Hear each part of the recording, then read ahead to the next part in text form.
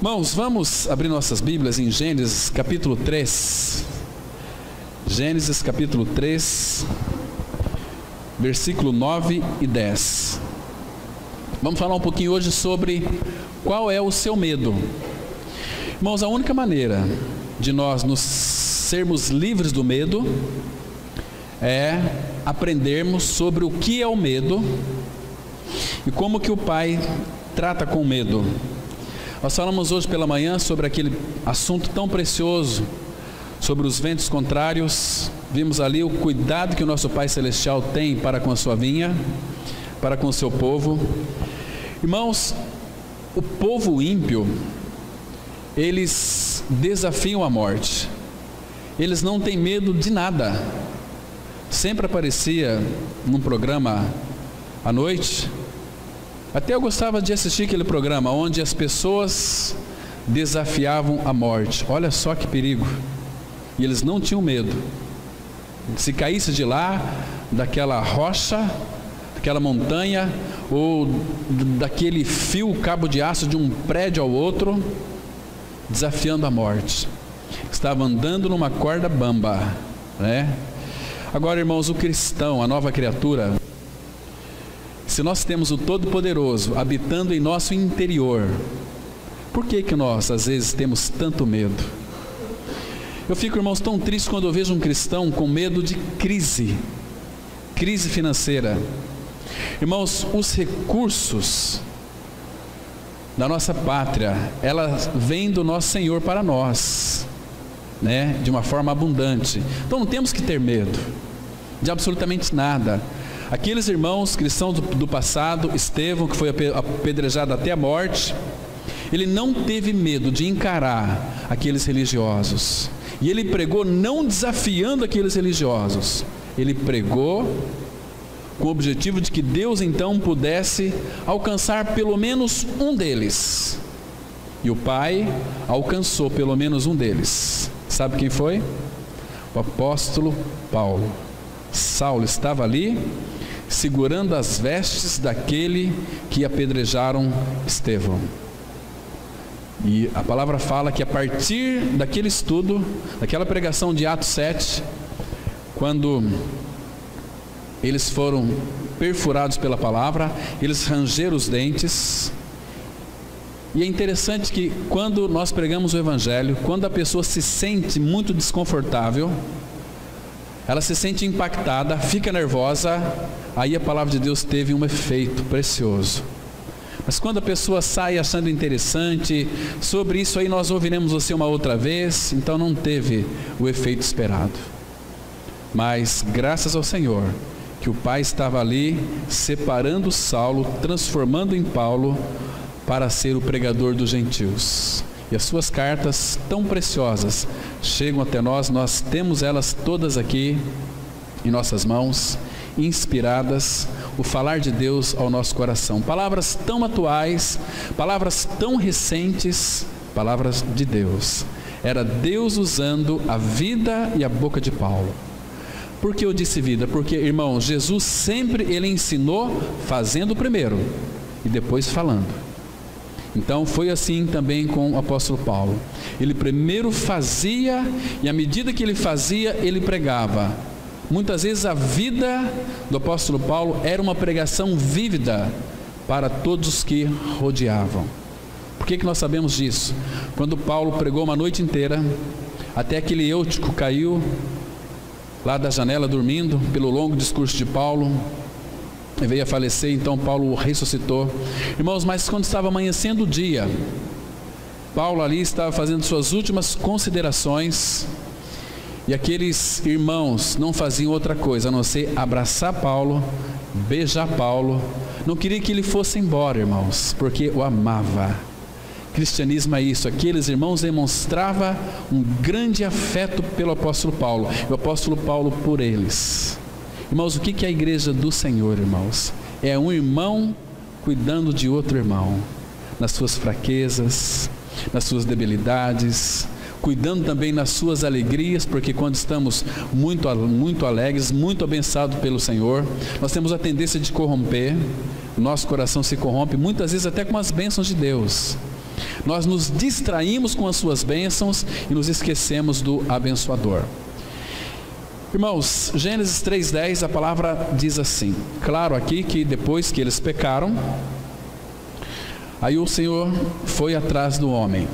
A palavra fala assim, versículo 9, Gênesis 3, verso 9. Chamou o Senhor Deus ao homem e lhe perguntou: onde estás? Ele respondeu: ouvi a tua voz no jardim, e porque estava nu, tive medo e me escondi. Vamos ter uma palavra de oração, irmãos. Amado Pai Celestial, nesta hora bendita de oração, que acalma o aflito coração, nós nos abrimos diante do Senhor e da sua palavra. Tua palavra, Pai, que é viva e eficaz e penetrante. Pai, a tua palavra, ela traz discernimento aos nossos corações, porque ela divide alma e espírito, juntas e medulas, e ela é apta para discernir os pensamentos e propósitos do coração. Nós entregamos, ó Pai, nesta noite, esse tempo que vamos passar aqui meditando na tua palavra e aos teus cuidados, para que tu não permitas que as nossas mentes se distraia da centralidade das Escrituras, que é o próprio Senhor, que o Espírito que a inspirou abra o nosso entendimento e se revela a nós, Pai. Não apenas um conhecimento bíblico, mas toda a realidade por detrás dos teus ensinamentos. Fala conosco, liberta-nos nessa noite, ó Pai, de tudo aquilo que tem servido de embaraço e de peso para nós avançarmos na carreira cristã. Abençoa-nos, ó Pai, com a tua unção, que ela repouse nesse momento sobre cada coração, no mais íntimo do nosso ser, e nos dê a dimensão espiritual para nós adentrarmos e tocarmos a tua realidade. Em nome de Cristo nós oramos. Amém. Irmãos, que palavra gostosa essa aqui. E chamou o Senhor Deus ao homem. Irmãos, vocês percebem aqui que o amor de Deus o Pai, que é o próprio amor, ainda que o homem pecou, ele foi simplesmente atrás desse homem, Adão e Eva, para chamá-los de volta para a realidade na qual eles viviam, né? Porque o Pai, claro, ele esperava que Adão e Eva pudesse voluntariamente ter optado por aquela árvore da vida, mas então ele foi não iludido, mas a sua mulher Eva foi iludida e inseriu daquele fruto da árvore do conhecimento do bem e do mal. Então o pecado entrou no mundo, mas o Senhor chamou o homem. Em outras palavras, o Senhor foi buscar o homem perdido. Irmãos, quando nós olhamos para essa palavra, chamou o Senhor Deus ao homem, nós temos que ver que o chamado dele é um chamado eficaz. Deus nunca iria jogar pérolas para porcos. Ele nunca faz isso. Então, ele chamou Adão e Eva porque queria restaurá-los. Essa pergunta aqui, ela é bastante contundente para nós. Onde estás? Irmãos, onde nós estamos? Porque existem apenas duas esferas espirituais onde nós nos encontramos. Ou nós nos encontramos numa esfera chamada Adão, ou nos encontramos numa esfera espiritual chamada Cristo. Deus trata com Adão e trata com o seu amado Filho. Então, onde nós estamos? Agora, a causa de entrar o medo no mundo foi por causa do pecado. O pecado, irmãos, ele mexe com a nossa estrutura, ele desestabiliza. O pecado descaracteriza toda a nossa função emocional positiva em negativa. Por isso que o que nós precisamos neste mundo não é de coisas, mas é de Cristo, é do nosso amado Pai Celestial. Então o pecado entrou no mundo e eles tiveram medo. Ele confessou aqui: ouvi a tua voz no jardim. Irmãos, você já parou para pensar como é que Adão deve ter ouvido a voz de Deus? Aquela voz que é pura, aquela voz que é suave, porém muito penetrante, aquela voz que desnuda o nosso coração, aquela voz que diante dele nós não podemos esconder as coisas, porque a palavra de Deus, irmãos, ela deixa totalmente nós despidos, porque Adão e Eva, quando o pecado entrou no mundo, eles cozeram folhas de figueira e eles fizeram para si aventais com folhas. Eles não estavam nus, mas Adão, quando ouviu essa palavra, onde estás, ele percebeu que aquela folha de figueira não cobriria sua nudez. E ele diz aqui no versículo 10: ouvi tua voz no jardim porque estava nu. Mas literalmente Adão não estava nu, ele estava vestido, mas com a sua justiça própria, porque ele fez vestimentas. Então ele não poderia se auto-justificar. Ninguém nesse mundo pode se auto-justificar. Não, eu sou uma pessoa muito boa, eu faço bem, eu dou meu dízimo, eu escuto a palavra, eu confesso que sou um crucificado com Cristo. Irmão, mas você tem que avaliar uma coisa: se a sua vida, ela condiz com aquilo que você professa, com aquilo que eu professo, né? Para então podermos afirmar: eu vivo esta realidade. Aí você não precisa mais mostrar para as outras pessoas que você é uma nova criatura. As pessoas vão olhar para você e vão dizer: não, aquele homem, aquela mulher é um filho, é uma filha de Deus, é um santo de Deus. O testemunho, irmãos, não é para nós darmos testemunho de nós. Eu conheço a verdade. Parece assim tão espiritual, né? Mas, irmãos, a pergunta é: o mundo aí fora tem nos visto como homens e mulheres espirituais? Tem enxergado Cristo? Irmãos, ele diz aqui que ele se escondeu de Deus. No Salmo 139:7 a palavra fala assim: para onde me ausentarei do teu espírito? Para onde? A presença dele, irmãos, enche a terra, céus e mar. Se eu faço a minha cama lá nas nuvens, tu estás lá. Se eu escondo no fundo de uma caverna, ou no mais profundo do abismo, no inferno, lá tu estás também. Ele está em todos os lugares. Então, muito cuidado quando você for fazer alguma coisa e pensar que ninguém está vendo. Quando você for fazer algo escondido, faça escondido de Deus.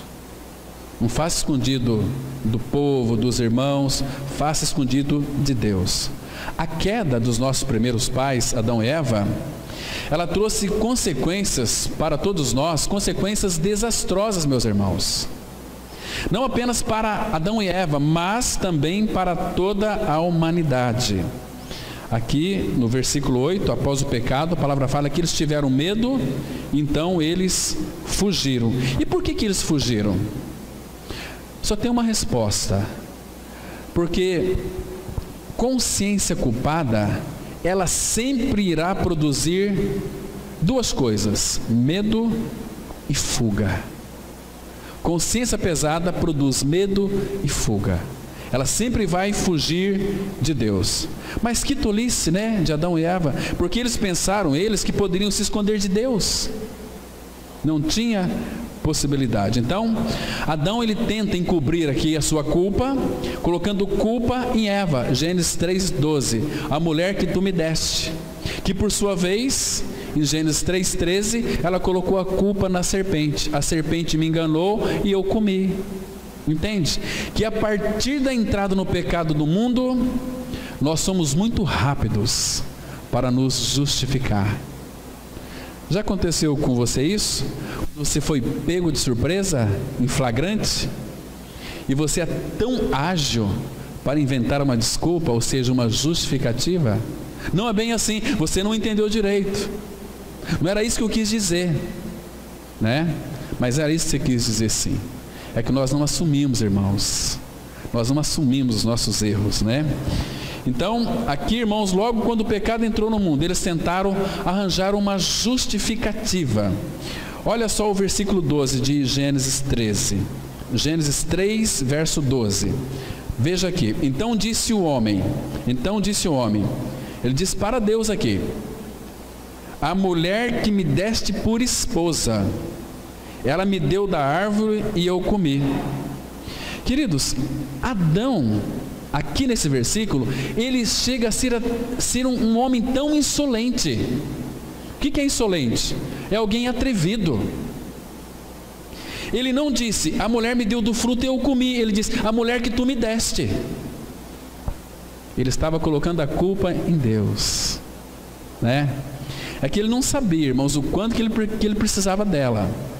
Ontem nós, junto com os jovens, assistimos uma mensagem muito preciosa, né? De uma irmã muito querida, e nós vamos dispor, nós já colocamos lá para os jovens assistir. Para quem não esteve lá ontem à noite, assistam, vai ser muito, muito interessante. Vocês vão descobrir muitas coisas impressionantes, né, e edificantes para a vida de vocês, né? Então Adão aqui, ele disse que não foi a mulher, falou, olha, foi a mulher que tu me deste, Senhor, né? Tu me deste, colocou a culpa em Deus. Em outras palavras, sabe o que Adão estava dizendo aqui? Ele estava dizendo para Deus mais ou menos assim, deixa eu colocar com as minhas palavras: Deus, se tu não me tivesse dado essa mulher, eu não teria caído. Então, a culpa não é tanto dela, é tua que me deu ela para mim. Irmãos, nós somos assim, irmãos. Essa é a nossa natureza que herdamos dos nossos pais Adão e Eva. Quando nós temos uma tendência muito grande, irmãos, de as pessoas nos iludir, nos enganar, de nos trapacear, a gente fica muito bravo, né? E começamos a falar mal daquela pessoa.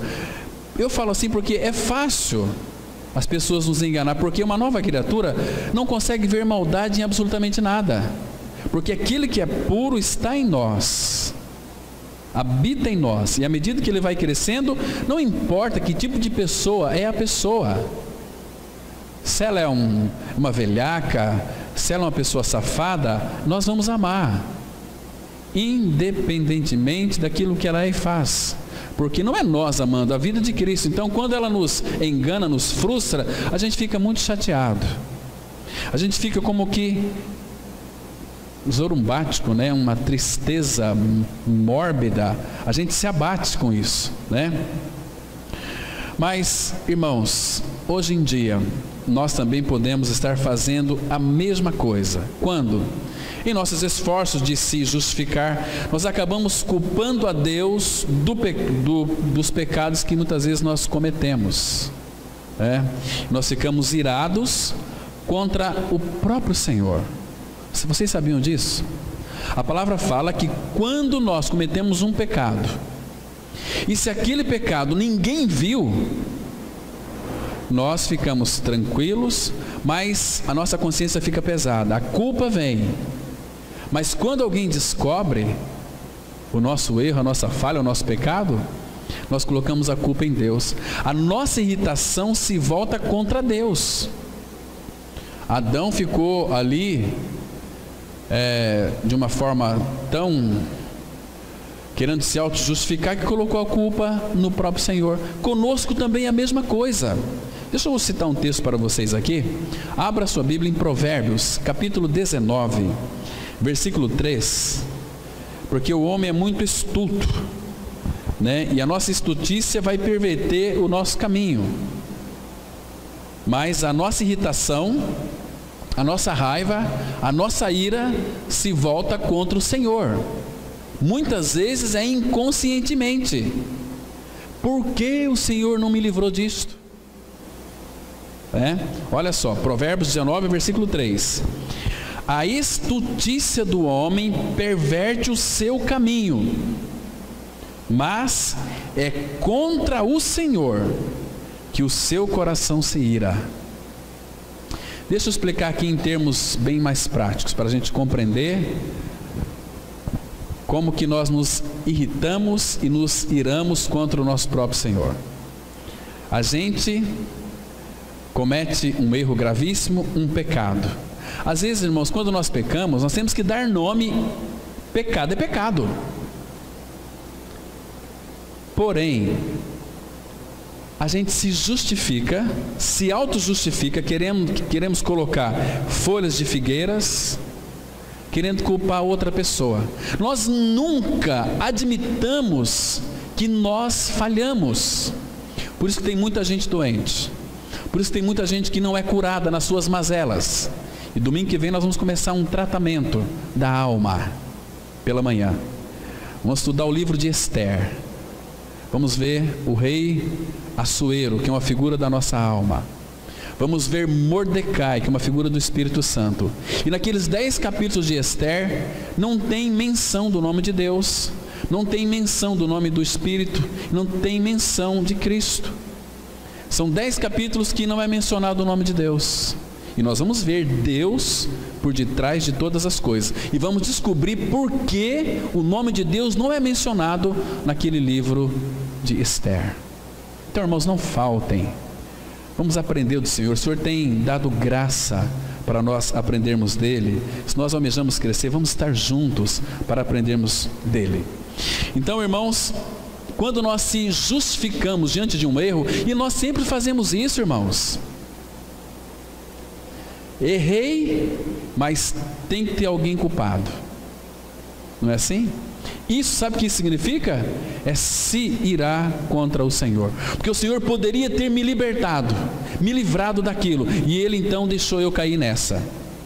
Irmãos, tem que entender que o nosso Pai Celestial, Ele mesmo, Ele deixa-nos, eu e você, cairmos nas armadilhas, né? Até casamento é uma armadilha, vocês sabiam disso? Nosso irmão Thomas falou nesse encontro. Casamento é uma armadilha providenciada pelo Senhor, mas é uma armadilha santa. Então, caia nessa armadilha, que é uma armadilha tão preciosa. Mas o Senhor, irmãos, Ele fica cercando os nossos caminhos. O Senhor, Ele permite tanta coisa na minha e na sua vida. Abra os Salmos 66. Vamos ver aqui como que Ele permite esse tipo de coisa na nossa vida, porque Ele precisa nos provar. Salmo 66, a palavra, ela diz assim, olha, a partir do versículo 10, Salmo 66, verso 10, olha que interessante, irmãos, que é o próprio Deus, nosso próprio Pai, diz assim a palavra: pois Tu, ó Deus, nos provaste, acrisolaste-nos como se acrisola a prata. Olha o versículo 11. Tu nos deixaste cair na armadilha, oprimiste as nossas costas, fizeste que os homens cavalgassem sobre a nossa cabeça. Passamos pelo fogo e pela água, porém afinal nos trouxeste para um lugar espaçoso. Irmãos, por que o Pai, Ele permite essas coisas na nossa vida? Que a gente caia na armadilha. Tu nos deixaste cair na armadilha. Sabe por quê? Porque Ele não vai nos livrar de armadilha nenhuma. Ele vai deixar cair. E por que nós muitas vezes caímos na armadilha? E Ele deixa. Sabe por quê, irmãos? Porque nós somos muito relaxados espiritualmente. Nós não buscamos discernimento do Senhor. Porque Satanás tem minado o nosso campo, todo o nosso caminhar. Ele quer sempre nos tirar do alvo. Mas, irmãos, se nós pedirmos ao Pai discernimento espiritual para enxergarmos as armadilhas, nós não vamos cair, porque Ele nos deixa cair na armadilha, porque Ele quer nos ensinar uma lição. Ele vai mostrar que é Deus e Pai na armadilha que nós caímos. E por que caímos? Por falta de discernimento espiritual.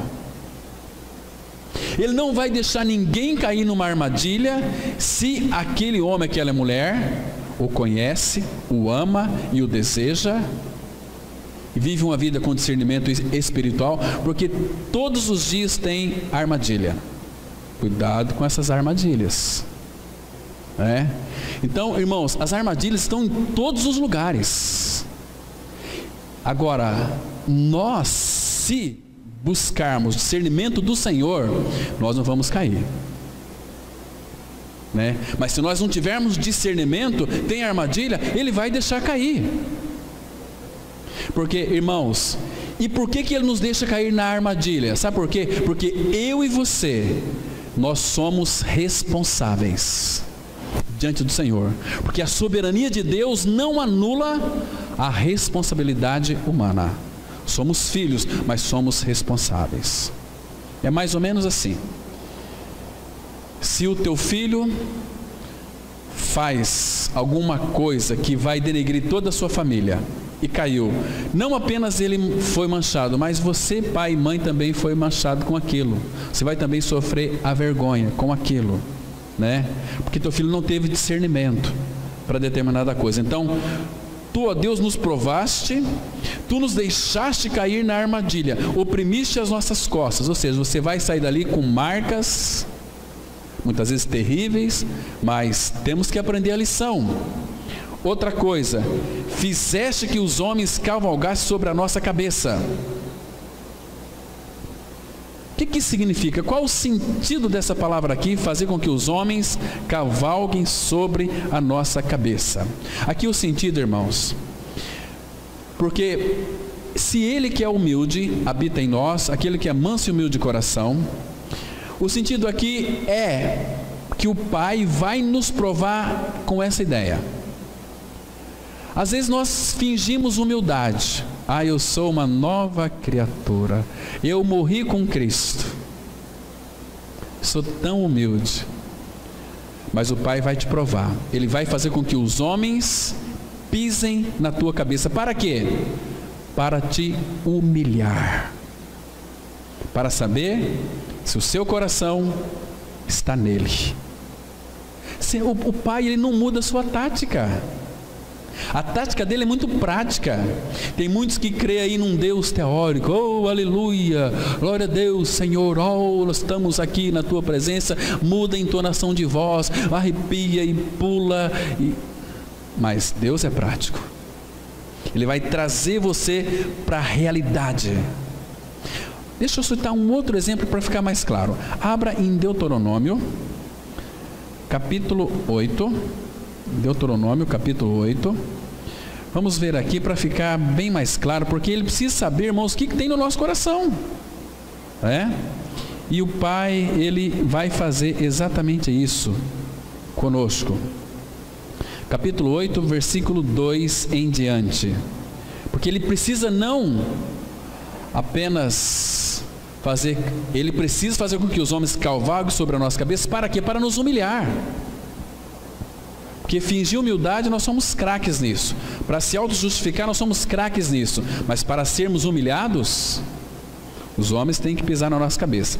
Diz assim, versículo 2, Deuteronômio 8:2 fala assim: recordar-te-ás de todo o caminho pelo qual o Senhor teu Deus te guiou no deserto estes 40 anos. Irmãos, este mundo é deserto. Ele disse: no mundo tereis aflições, neste deserto tereis aflições. Então, 40 anos no deserto, para quê?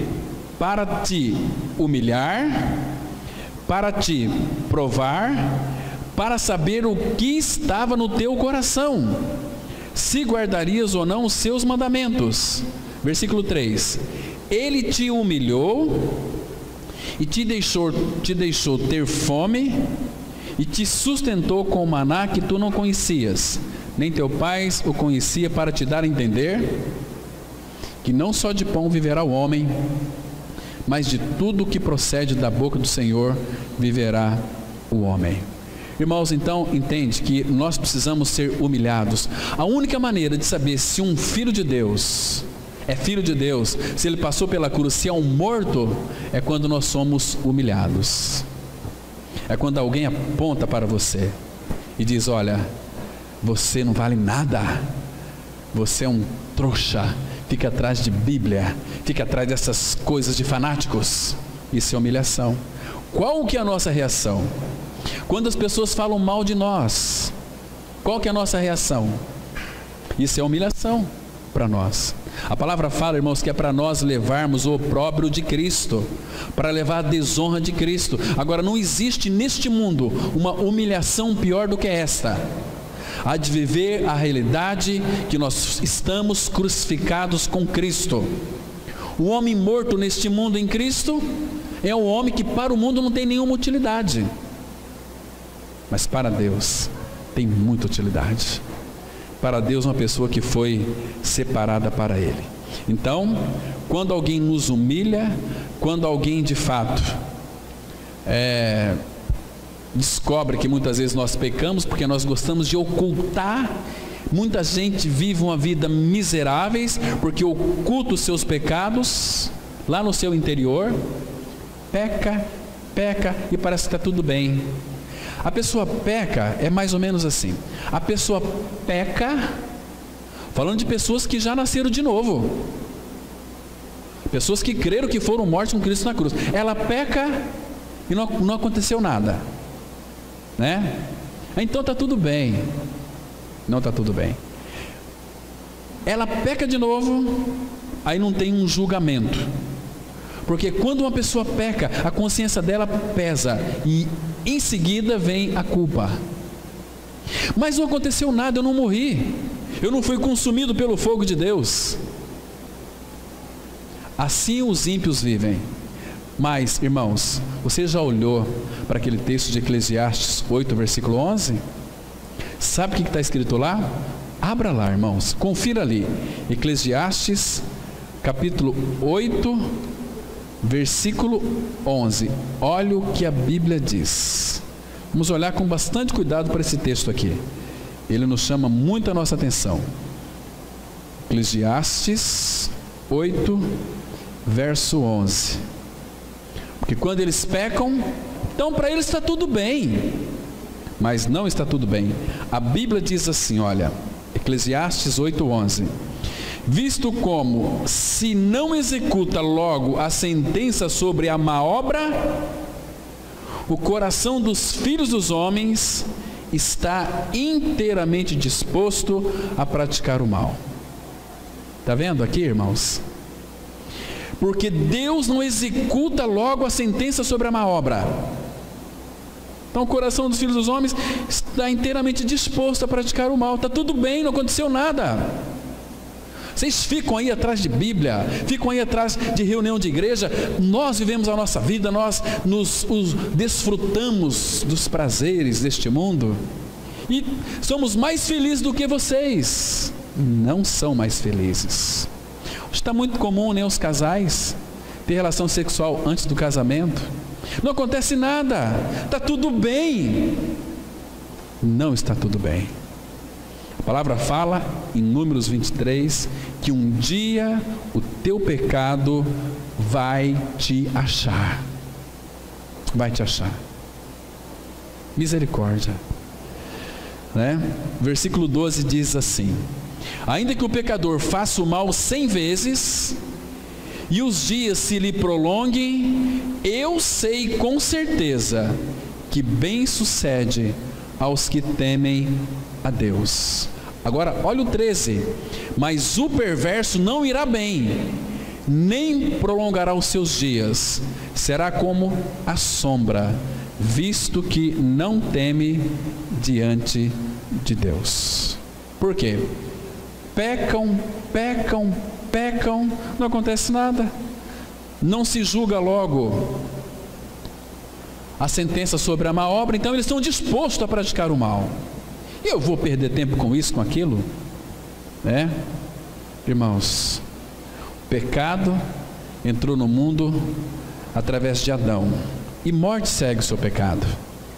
Morte vem a todas as pessoas pecam porque herdam o pecado de Adão. Agora, irmãos, após o pecado, quando a morte alcança o homem, a palavra morte, ela ocorre na Bíblia em pelo menos 3 aspectos diferentes, embora o conceito de separação seja comum aos 3. Existe, em primeiro lugar, por causa do pecado, a morte física. Eclesiastes 12:7 fala que e o pó volta à terra como era, e o espírito volta a Deus que o deu. Tem a morte espiritual, que é Romanos 6, 23. Porque o salário do pecado é a morte. O pecado não tratado, o pecado, o velho homem não crucificado, é morte eterna, né? E tem, aliás, a morte espiritual, e tem também a morte eterna, irmãos, que é Mateus 25, 46, que fala que esses irão para o castigo eterno. Então, quando Adão pecou, o medo entrou no mundo. Eu não vou aqui perder tempo para falar sobre alguns medos cotidianos que nós cultivamos, né? Mas todos nós temos medo. Mesmo nascidos de novo, nós temos receios. Nós não falamos que nós temos medo, né? Tem uma palavra agora que é mais equivalente a uma língua mais formal. Eu não tenho medo, eu tenho receio, né? Quando a pessoa peca, ela fala, eu não pequei, eu errei, eu cometi um erro, eu sou muito fraco. Isso aqui é você se irritar contra Deus, né? Então, o que é medo? O que é o medo? O medo, ele é uma sensação que proporciona um estado de alerta, porque tem o medo positivo e o medo negativo. Talvez aquele medo positivo é um medo que é saudável. Eu não vou, porque se eu for, eu sei que eu vou encontrar muitas dores. Então é o medo, né? Esse aqui é o medo. Mas o medo, ele é um estado de alerta que ele sempre vai demonstrar pelo receio de fazer alguma coisa que geralmente, por se sentir ameaçado tanto fisicamente como psicologicamente. Agora, medo, ele é um pavor. Pavor é a ênfase do medo. Não, eu tenho paura disso, eu tenho medo daquilo, eu não vou lá porque eu tenho medo, né? Talvez, será que você teria coragem? Por exemplo, tem pessoas que têm medo de passar daqueles negócios de macumba, passa longe, porque tem medo daquilo que pode pegar na pessoa. Que absurdo é isso? O Senhor é quem nos guarda, né? A palavra fala que, segundo Timóteo 4,18, que o Senhor me livrará de toda má obra. O Senhor vai dizer para nós todos os dias. Você vai levantar amanhã cedo, eu creio que o Espírito Santo vai trazer no teu coração uma palavra dizendo o seguinte: não temas, não temas. Por quê? Não temas para cada dia. Porque ele sabia que nós iríamos ter medo, né? Medo. E nas Escrituras, irmãos, centenas de vezes nós somos instruídos a não ficar com medo. Você e eu, nós não morreremos sem o consentimento gracioso do decreto de Deus, do nosso Pai Celestial, para com seus filhos. Lembra de Tiago 4, versículo 15? A palavra fala assim: em vez disso devieis dizer, se o Senhor quiser, não só viveremos, como também faremos isto ou aquilo. Tem muita gente que tem medo de maldições, né? Irmãos, essas coisas não é válido para o Filho de Deus. Nós temos que temer pessoas vivas. Temos que temer pessoas aí que não têm seu coração trocado. Nós temos que temer falsos irmãos, né, que vem, que nos abraça, que nos beija, mas na realidade não tem vida de Cristo. Estão no nosso meio porque de alguma maneira estão sendo beneficiados com isso ou com aquilo, né? E Paulo, não sou eu que estou dizendo isso, a palavra está dizendo: cuidado com aquele que se diz irmão, mas a sua vida é totalmente divorciada da sua confissão. Jesus falou: vocês vão conhecer uma árvore pelo fruto que ela produz. Isso não é julgar quem é e quem não é filho de Deus, mas pelo procedimento, pelo testemunho de uma pessoa que se diz cristã, nós vamos perceber se é ou se não é filho de Deus, né? Então, maldições, feitiços não atingem os filhos de Deus. Abra sua Bíblia, irmãos, um texto de Números, capítulo 23, versículo 23. Aqui nós temos uma declaração interessante.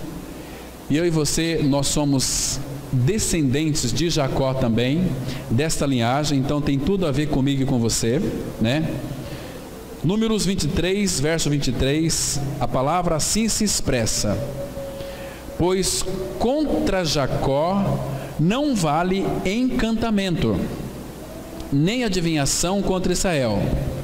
Agora se poderá dizer de Jacó e de Israel: que coisas tem feito Deus. Irmãos, o que significa essa palavra aqui, encantamento?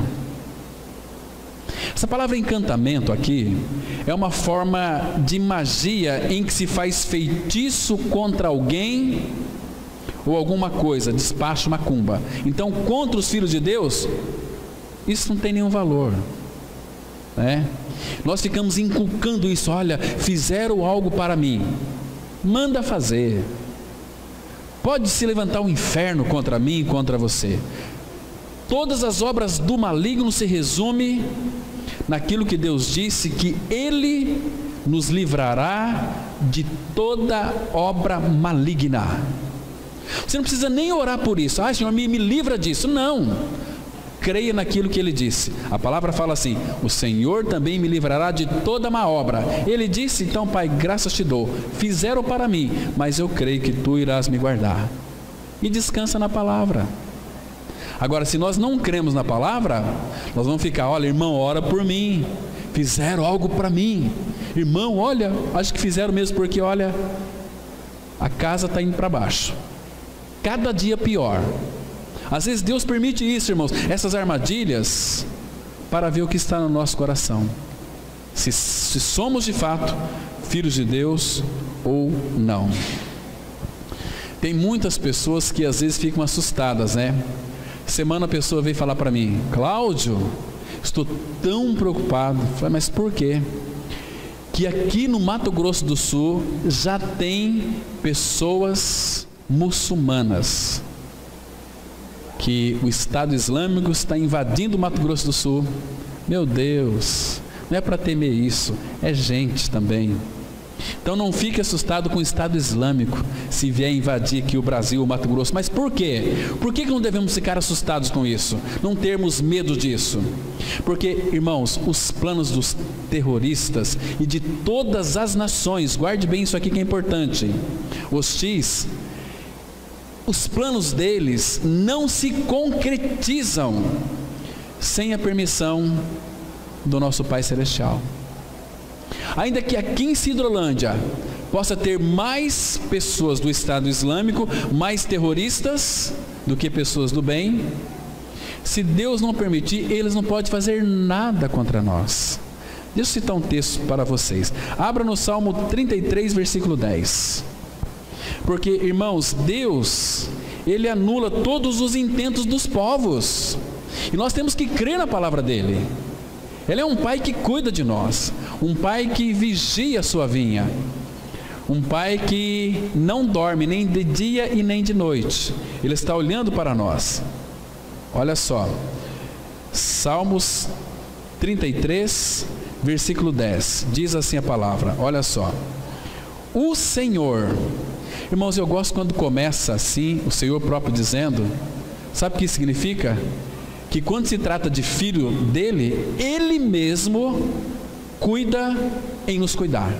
Muito interessante. Então diz assim: o Senhor frustra os desígnios das nações, ou seja, aquilo que eles pensam, e anula os intentos dos povos. Eles podem intentar mal contra nós, mas o Senhor vai frustrar os seus intentos. Ainda que eles forjam bastante projetos contra a sua igreja, o Senhor, irmãos, vai frustrar. Vai um pouquinho para frente no livro do profeta Isaías, capítulo 8, versículo 10. Temos aqui algo muito interessante também. Isaías 8, versículo 10. Olha o que a Bíblia diz sobre as tramas, sobre os projetos que todos os povos fazem contra os filhos de Deus, contra os eleitos de Deus. Diz assim, Isaías 8:10: forjai projetos e eles serão frustrados, dai ordens e elas não serão cumpridas. Por quê? Porque aqui já explica, porque Deus é conosco. E quando que Ele vai deixar de ser Deus conosco? Nunca. A palavra fala assim, que nós lemos hoje pela manhã, Mateus 28, 20, e eis que eu estou convosco todos os dias, até a consumação do século. Se Ele está conosco todos os dias, o que vai acontecer, irmãos, com os intentos dos povos? Eles frustram. Quem vai nos condenar? Quem intentará acusação contra os eleitos de Deus? É Deus quem os justifica. Que delícia saber que isso está escrito. Que maravilhoso, que extraordinário é saber que o Todo-Poderoso é por nós. Então, irmãos, quem será contra nós? Quem será? Avançar um pouquinho mais. Irmãos, os homens, as nações, os povos não podem nos injuriar, além da graciosa vontade do nosso Deus e Pai. Por quê? Salmo 118, versículo 6. Nós não podemos temer nenhum homem. Salmo 118, versículo 6. A palavra, ela diz assim: o Senhor está comigo, não temerei. Ou seja, não temerei medo. Que me poderá fazer o homem? O que o homem pode fazer contra um filho ou uma filha de Deus, se o Senhor é com ele? O Senhor está comigo, não temerei. Que me poderá fazer o homem? Salmo 56, versículo 11. Olha só que interessante aí, né? Salmo 56, 11. A Bíblia também diz assim: neste Deus ponho a minha confiança e nada temerei. Que me pode fazer o homem? Que me pode? Onde é que está a nossa confiança, irmãos? É no Senhor. A palavra fala no Salmo 125, versículo 1: mas aos que, me ajudem, aos que, como? Aos que confiam no Senhor, serão como Monte Sião, que não se abala, mas permanece para sempre. Não se abala, por quê? Porque confia no Senhor. Os que confiam como Monte Sião, que não se abala, mas permanece para sempre. Irmãos, e o nosso Pai, amoroso Pai, Ele promete proteger os seus filhos de tudo o que não for para o nosso bem. Foi Ele quem prometeu, não foi nós. E agora, se Ele prometeu, Ele tem capacidade para cumprir, né? Lembra lá do Salmo 91, 14, a palavra fala assim: porque a mim se apegou com amor, eu o livrá-lo-ei, pô-lo-ei a salvo, porque conhece o meu nome. Irmãos, que precioso é isso. E outra coisa que é interessante também, o nosso Pai, Ele promete nos dar tudo que é necessário para lhe obedecermos e para desfrutarmos dele e honrá-lo para sempre. Deus nunca diminui a sua vigilância sobre nós. Lembra do Salmo 121, versículo 4? É certo que não dormita, nem dorme o guarda de Israel. Deixa eu ler de novo aquele versículo que nós lemos hoje pela manhã. Nos Salmos, aliás, em Isaías 27. Vamos abrir lá comigo. Isaías 27. Que o Senhor, Ele cuida de nós. Ele não diminui em nenhum momento a sua vigilância sobre as nossas vidas. A Bíblia diz assim, Salmo 27, 2 e 3. Irmãos, que texto glorioso. Isaías 27, versículo 2 e 3. Isaías 27, 2 e 3. Porque de fato nós somos a vinha dele. E a palavra diz assim: naquele dia dirá o Senhor, cantai a vinha deliciosa. Agora olha aqui o versículo 3.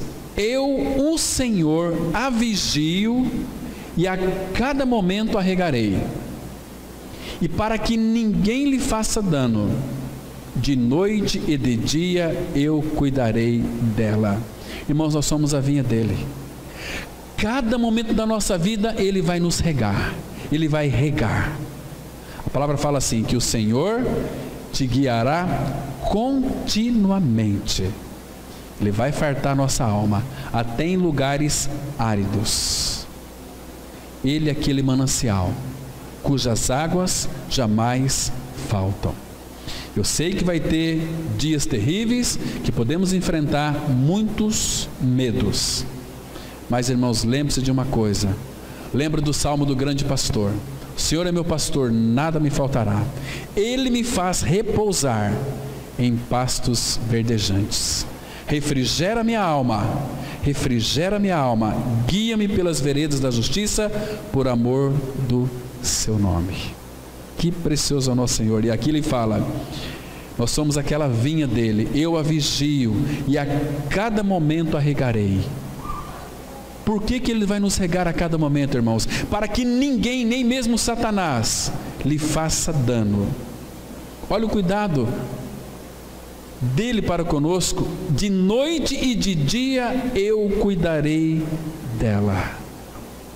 Que lindo é isso, irmãos. Que precioso é isso, irmãos. Então, terrores poderão vir. Talvez algum de nós vamos até morrer.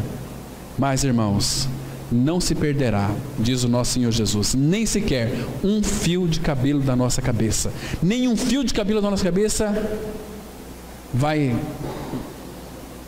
ser dano para nós, de forma nenhuma. Nós já estamos encerrando. Vamos abrir, irmãos, em Lucas 21, versículo 10, 11 e o 18. Olha que interessante aqui. Lucas 21, 10 e 11 e o 18 também. Então, mas ainda que venha muitas coisas que nos causarão medo, talvez muitos de nós pode até ser ceifado, mas, irmãos, não vai se perder nem um fio de cabelo da nossa cabeça. Lucas 21, 10 e 11 diz assim: então lhes disse: levantar-se-á nação contra nação e reino contra reino. Isso já está acontecendo. Olha o versículo 11: haverá grandes terremotos. Isso já está acontecendo. Epidemias e fome em vários lugares. Isso já está acontecendo. Coisas espantosas e também grandes sinais no céu. Isso já está acontecendo. Olha o verso 18 agora: contudo, não se perderá um só fio de cabelo da vossa cabeça. Nenhum fio de cabelo. Percebe, irmãos, que o cuidado dele é real, o cuidado dele é verdadeiro. Então, para que nós possamos então ter um descanso maravilhoso, devemos nos apoiar na palavra dele e dizer: Senhor, eu creio, ajuda-me na minha incredulidade. Porque muitas vezes nós sofremos, temos medo de muitas coisas, porque nós somos incrédulos, não cremos naquilo que ele disse. Irmãos, não podemos ter medo de absolutamente nada.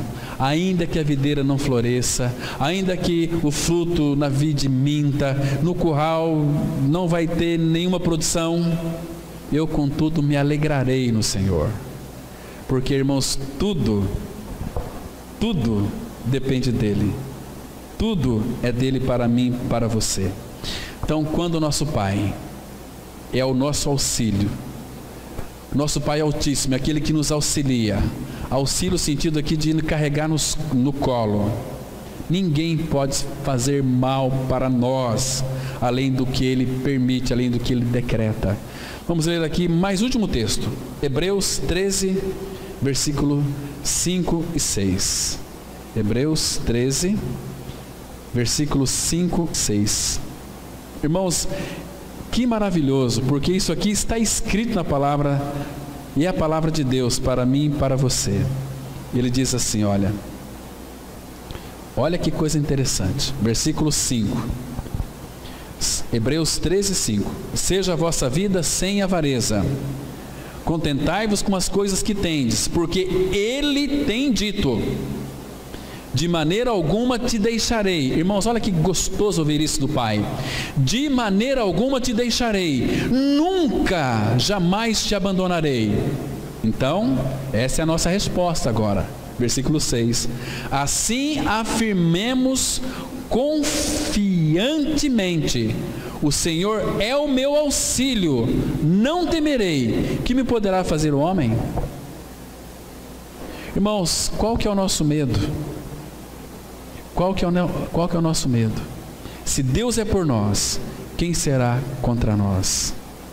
Fidelidade de Deus, irmãos, está fundamentada no poderoso valor do nome dEle, não no nosso, e não em nossa pequena medida de obediência. Então, eu vou obedecer aqui de uma forma, então ele vai, não, é no poderoso nome dEle que está a fidelidade dEle fundamentada, entende? Então temos que confiar no nome dEle. Permita citar só mais um texto, prometo que vai ser o último. Primeiro livro do profeta Samuel, capítulo 12, versículo 20 a 22. 1 Samuel, capítulo 12, de 20 a 22. A Bíblia diz assim, olha que coisa interessante aqui, irmãos. Depois vocês leiam todo o contexto e peçam ao Senhor que lhe traga mais luz, vocês vão crescer bastante. Diz assim, primeiro livro de Samuel 12, de 20 a 22. Então disse Samuel ao povo: não temais, tendes cometido todo este mal. No entanto, não vos desvieis de seguir o Senhor, mas servi ao Senhor de todo o vosso coração. Porque, irmãos, aqui ele nos está afiançando que você pode pecar, errar e continua seguindo, não. Você está dizendo o seguinte: não teme, você cometeu todo este mal, você segue o Senhor, mas serve ao Senhor de todo o vosso coração, porque quanto mais nós nos entregamos ao Senhor, mais Ele processa em nós mudanças. Versículo 21 diz assim: não vos desvieis, pois seguiríeis coisas vãs, que nada aproveitam, e tampouco vos podem livrar, porque vaidade são. Pois o Senhor, por causa do seu grande nome, não das nossas obras, não da gente orar muito, ler muito a Bíblia, por causa do seu grande nome, não desamparará o seu povo, porque aprove ao Senhor fazer-vos o seu povo. E o Senhor, irmãos, o nosso protetor, Ele é grande e Ele é temível. Os pecadores, eles tremem de medo do Senhor. Isaías 33 vai dizer exatamente isso. Os pecadores tremem de medo. Por isso, irmãos, aquele que não é filho de Deus, quando ele intenta fazer algo contra os filhos de Deus, eles podem até intentar, mas Deus vai transformar tudo em bênção, e depois o próprio Deus vai atemorizá-los. E eles vão querer ver o capeta, mas não vai querer ver você, né? Porque você está trazendo o Rei do Universo. Não que eles tenham medo de nós, mas o Cristo Todo-Poderoso que habita em nós faz muito mal para eles, porque o Cristo que habita em nós, Ele é o Deus do amor, e então o amor, o bem sempre vai vencer todas as maldades. Estão me compreendendo? E é assim que Ele faz, irmãos. Então, graças ao Senhor, porque o medo entrou no mundo por causa do pecado, mas Cristo veio, morreu numa cruz. Quando Ele foi levantado da terra, a palavra fala que Ele nos atraiu. Para quê?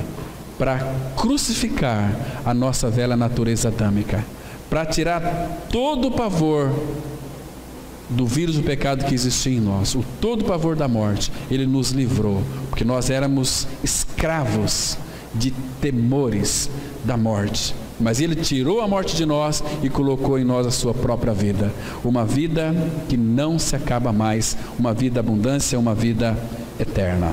Amém. Vamos ter uma palavra de oração. Pai, o Senhor sabe que nós somos tão frágeis. O Senhor sabe, Pai, que existem muitas coisas que nós somos tendenciosos a termos medo, Pai, mas hoje nós temos a Tua luz, porque Tu és a luz, e Tu habitas em nós, e Tu és amor, e Tu és aquele que é o perfeito amor. Ele lança fora de nós todo medo. Oh Pai, nós confiamos na Tua palavra. Pai, ajuda-nos em nossa incredulidade. Ajuda-nos, ó Pai, a descansar na suficiência das Escrituras, porque Tua palavra é viva e eficaz. Tua palavra são espírito e são vida.